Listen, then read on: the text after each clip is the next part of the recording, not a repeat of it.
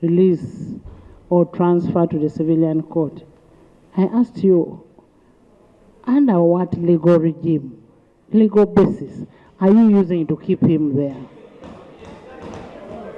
We are not saying that Dr. Besigye is clean. He could be having a case to answer. He could be having a case to answer, but he should be taken to the proper court for him to be able to answer.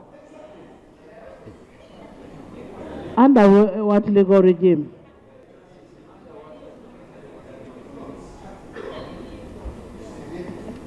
Madam Speaker, I think it is obvious that when you have been remanded by a court and the court-martial is a court,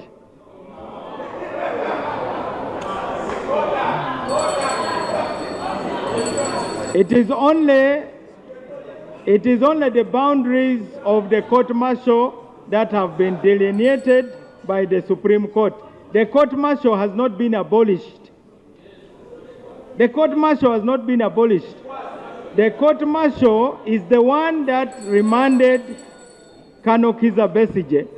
Now, the release of Colonel Kizza Besigye will be ordered by the court, the appropriate court, when he is taken before that court. Honorable Mao, when you look at Article 23 of the Constitution, protection of personal liberty, no person shall be deprived of personal liberty except in any of the following cases: in execution of the sentence or order of the court. Now here, the court ordered that Dr. Besigye should be what? Released. Now you're depriving him his liberty. Madam Speaker, first, I hope this Parliament is persuaded that we did our duty as the Ministry of Justice. We did our duty. We responded very quickly because these letters which we wrote were about the Supreme Court. Now, the Supreme Court did not order the release of anybody. There is an order from Honorable. Thank you, Madam Speaker, that we are in agreement with the Minister of Justice. We are supposed to be the custodian of the law of this country. We are here, instead of the Minister of Justice coming here to tell us the law is supposed to do this, and this is what we are doing, is standing the other side to defend what is undefendable, Madam Speaker. We expect the Minister of Justice to behave what the Parliament expects him to behave, much as you are appointed by the President. But if you are also coming here to behave like the chairman of the court-martial, we are at pain. We are at pain, Honorable Minister. We are at pain.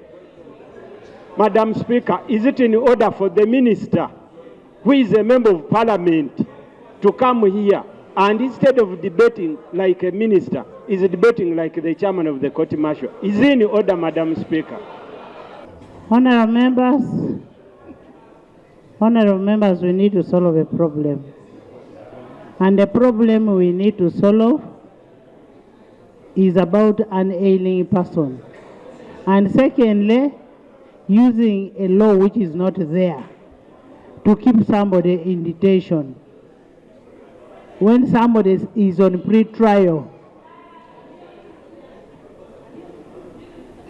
Honorable Minister of Internal Affairs, under what instruments are you using to hold Dr. Kizza Besigye in prison?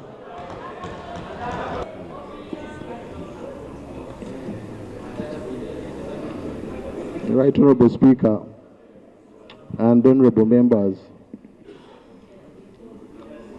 I understand the background to this matter, and I don't envy the Honorable Mao for being in this position. But I want also us to be, as we seek a solution within the law, I think we have about 3 matters to address. There is the health aspect of Dr. Besigye. But also there is wait a minute, I think we should be civilized enough to listen to each other. There's also the issue of the exercise of rights and the extent to which you can go, which really is an individual discretion, in this case of Dr. Besigye. And then the last one are the processes to effect the court decision.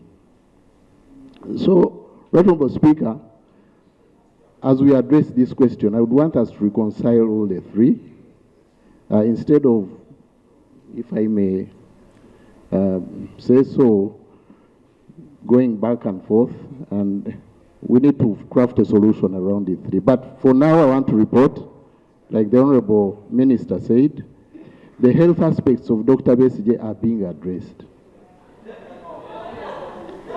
Yesterday, no, Honorable Minister. Yesterday. Hold on, Honorable Minister. Honorable Minister is bringing a very important point that we need to get a way to solve this problem. And that is what we want. We want a problem solved. And it's leading us to a better direction, yes. We went on a harmonization meeting.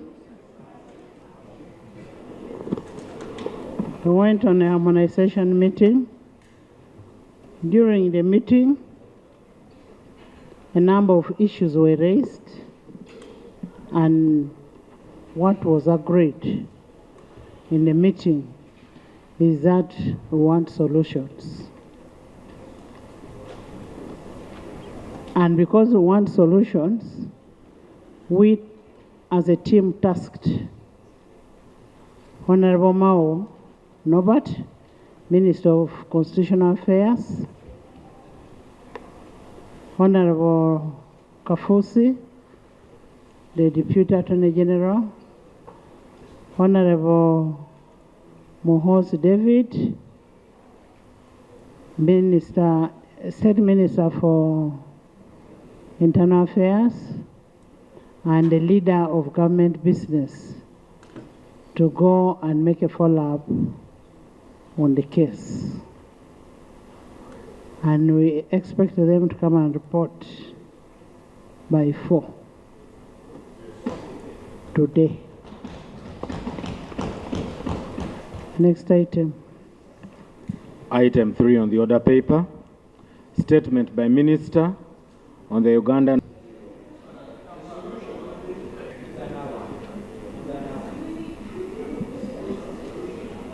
In the spirit of truth and justice, I beg to make the following report pursuant to your directive. My delegation consisted of myself, the Minister of State for Internal Affairs, and the Deputy Attorney General. As the public face of justice, I want to thank you, Madam Speaker, for the seriousness with which you handle this matter, and I want to thank members for asserting their responsibility. I wish to assure you that government is also responsible. Responsibility means ability to respond, and we have responded.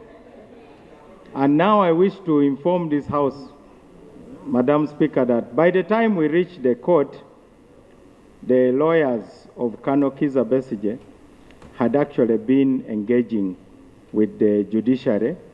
Not the lawyers I'm talking about, these are the better lawyers.